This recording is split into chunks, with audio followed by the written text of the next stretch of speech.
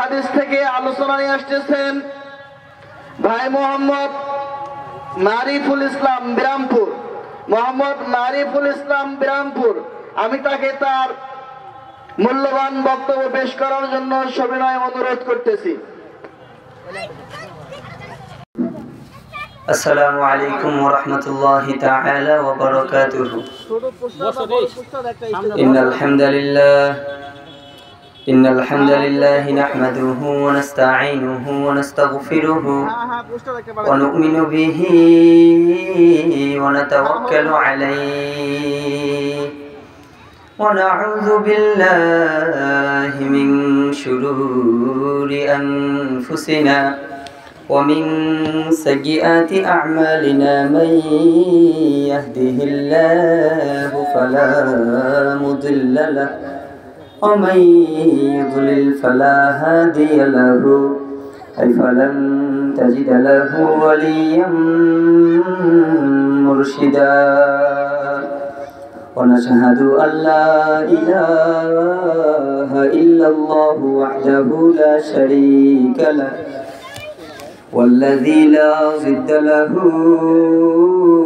ولا ند له لا مثل له ولا وزير له لا شبه له ولا كفيل له لا ولد له ولا والد له وهو الواحد الفرد الصمد لم يلد ولم يولد ولم يكن له كفوا أحد ونشهد أن سيدنا ونبينا وبشيرنا ونذيرنا وحبيبنا وحبيب ربنا وطبيبنا وطبيب قلوبنا ومولانا محمدا عبده ورسوله الذي أرسله بالحق بشيرا ونذيرا وداعيا إلى الله بإذنه وسراجا وقمرا منيرا أما بعد فقد قال الله تعالى في كلامه المجيد وفي فرقانه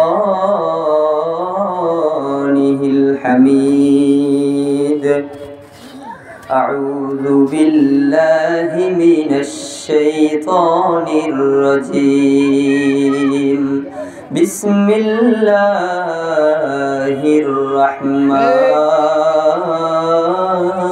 الرحيم لقد كان لكم في رسول الله أسوة حسنة لمن كان يرجو الله واليوم الآخر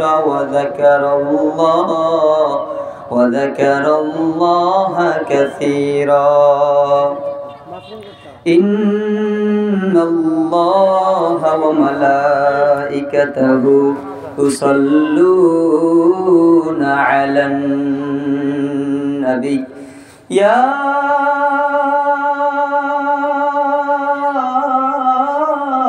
أيها الذين آمنوا صلوا عليه وسلموا تسليما সকলেই আমরা প্রাণ উজাড় করে দুরূদ ইব্রাহিম পড়ছি।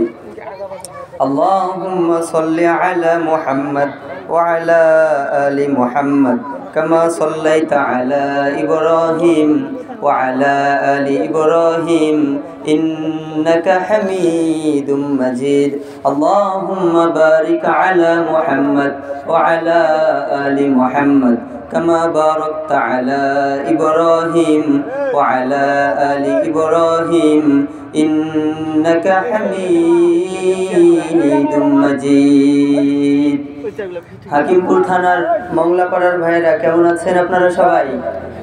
কেমন আছো তোমরা? সকলকে চিৎকার করে পড়তে হবে আলহামদুলিল্লাহ। সবাই পড়ো আলহামদুলিল্লাহ।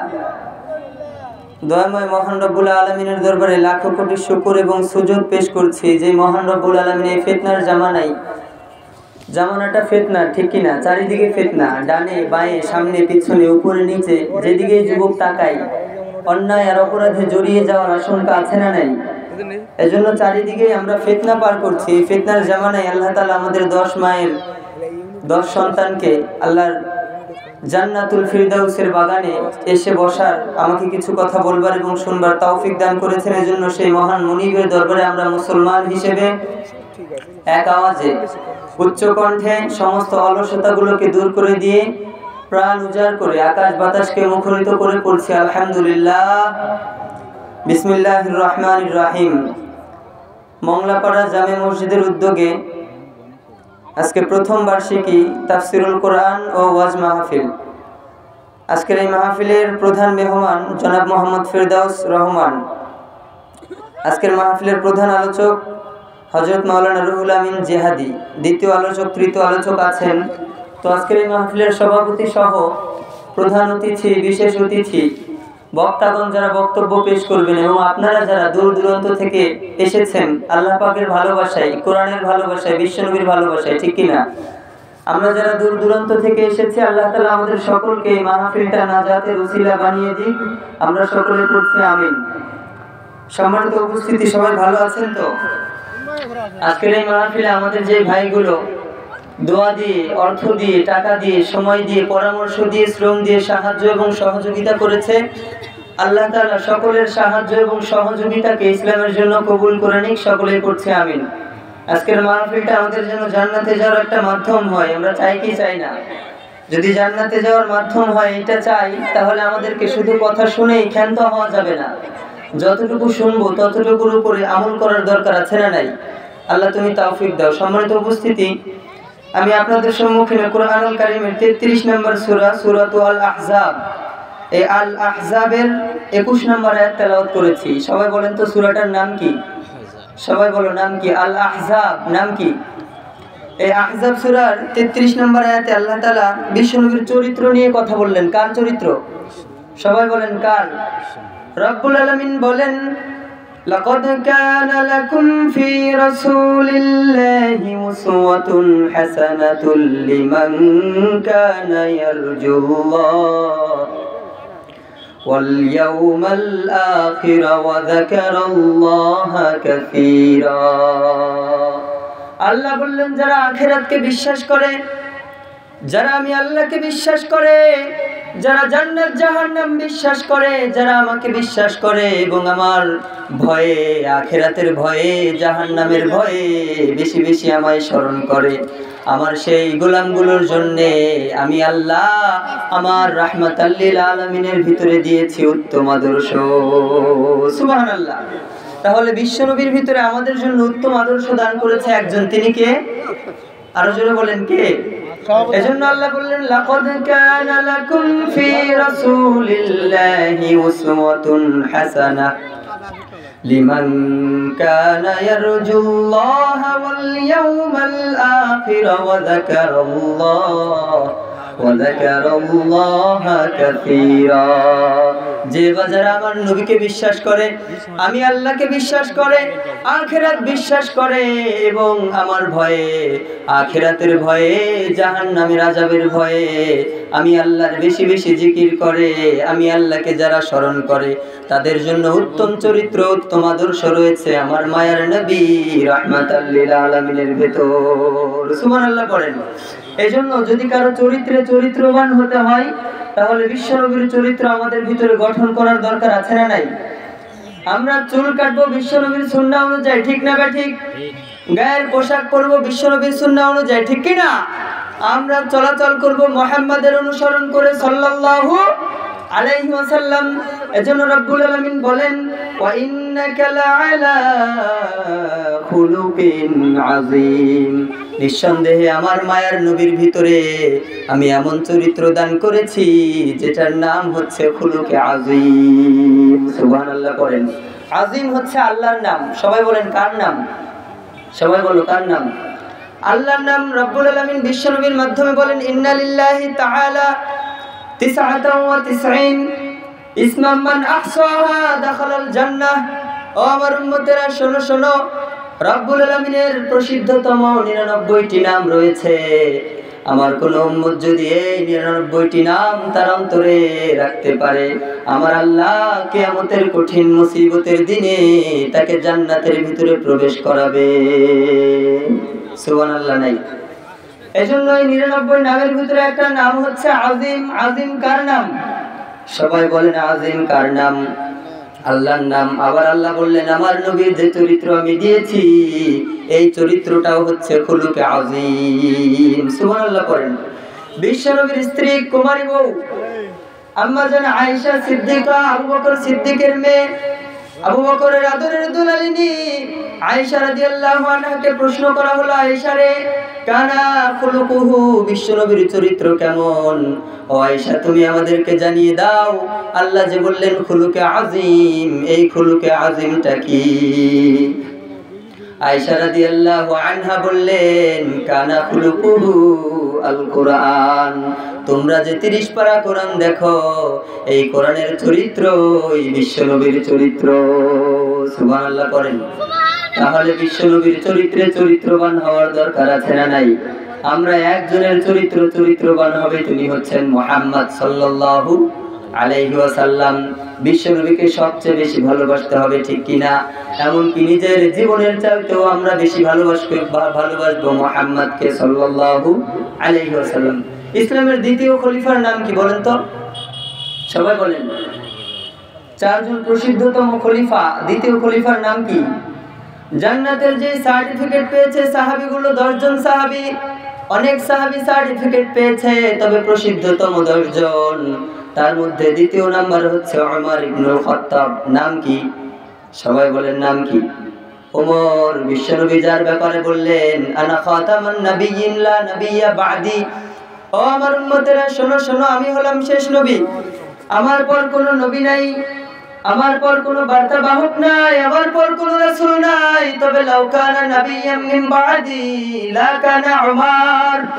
আমার পর যদি কেউ নবী হতো, আমার পর যদি কেউ রাসূল হতো, আমার প্রসিদ্ধ সাহাবী ওমর ফারুক আল্লাহর রাসূল হয়ে যেত। আল্লাহু আকবার। কি গ্রহণযোগ্য সাহাবী, কতটা প্রাধান্যপ্রাপ্ত সাহাবী ওমর আল ফারুক। এই ওমরকে বিশ্বনবী বললেন, ওমর তুমি আমায় কেমন ভালোবাসো? ওমর ফারুক বললেন, ইয়া নবী আল্লাহ, ইয়া রাসূলুল্লাহ, ইয়া হাবিবাল্লাহ, ও পয়গম্বর, প্রাণের হাবিব, আমার পৃথিবীতে যত কিছু আছে, আমার শক্তি, আমার ক্ষমতা, আমার দাপট, আমার সবকিছু, আমার স্ত্রী, আমার সন্তানাদি, আমার মা বাবা, ভাই বোন, আত্মীয় স্বজন, সব চাইতে আমি আপনাকে বেশি ভালোবাসি। বিশ্বনবী বললেন, ওমর রে, এখনো পর্যন্ত তুমি পরিপূর্ণ পাকাপোক্ত মুমিন হতে পারো নাই।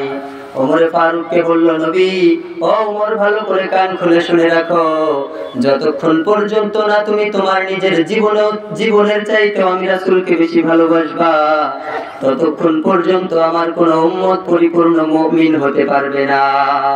তার মানে আমরা আমাদের জীবনের চাইতেও বেশি ভালোবাসি মুহাম্মদকে, ঠিক না ঠিক? সাল্লাল্লাহু আলাইহি ওয়াসাল্লাম। আবার রব্বুল আলামিন বলেন, কুল ইন কুনতুম তুহিব্বুনাল্লাহ ফাত্তাবিউনি ইউহিব্বুকুমুল্লাহ ওয়া ইয়াগফির লাকুম যুনুবাকুম ওয়াল্লাহু গফুরুর রহিম।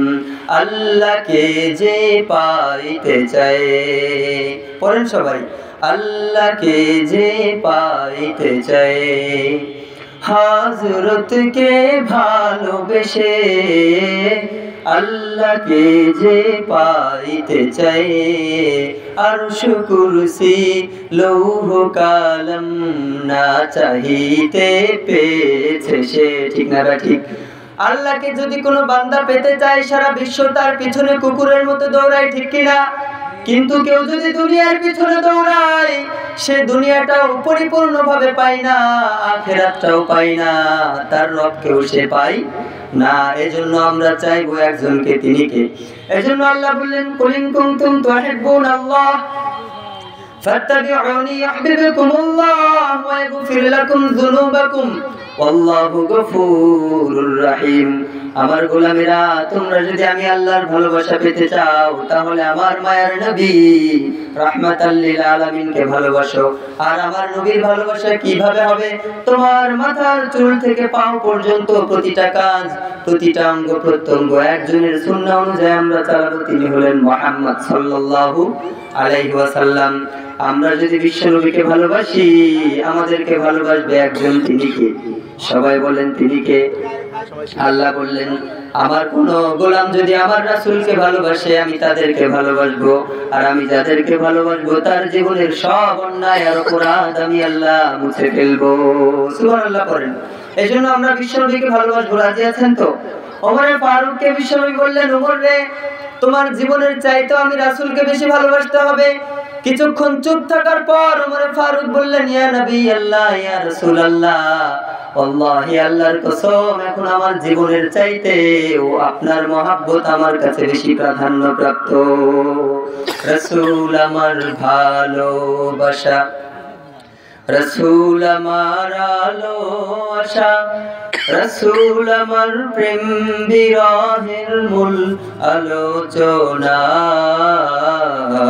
রাসূল আমার কাজে কর্মে অনুপ্রেরণা। ঠিক না ঠিক? আমাদের প্রতিটা কাজে কর্মে একজনের অনুপ্রেরণা থাকবে, তিনি হলেন মুহাম্মদ সাল্লাল্লাহু আলাইহি ওয়াসাল্লাম। রাজি আছেন তো? এজন্য রব্বুল আলামিন বলেন, লাকাদ কানা লাকুম ফি রাসূলিল্লাহি উসওয়াতুন হাসানাহ লিমান কানা ইয়ারজুল্লাহা ওয়াল ইয়াউমাল আখির ওয়া যাকারাল্লাহা কাসীরা। যারা আখিরাতকে বিশ্বাস করে, যারা আমাকে বিশ্বাস করে, আর আখিরাতের ভয়ে, আমি আল্লাহর ভয়ে যারা আমায় বেশি বেশি স্মরণ করে, তাদের জন্য উত্তম আদর্শ রয়েছে আমার মায়ের নবীর ভিতরে। নবীর আদর্শে আদর্শবান হতে চান তো?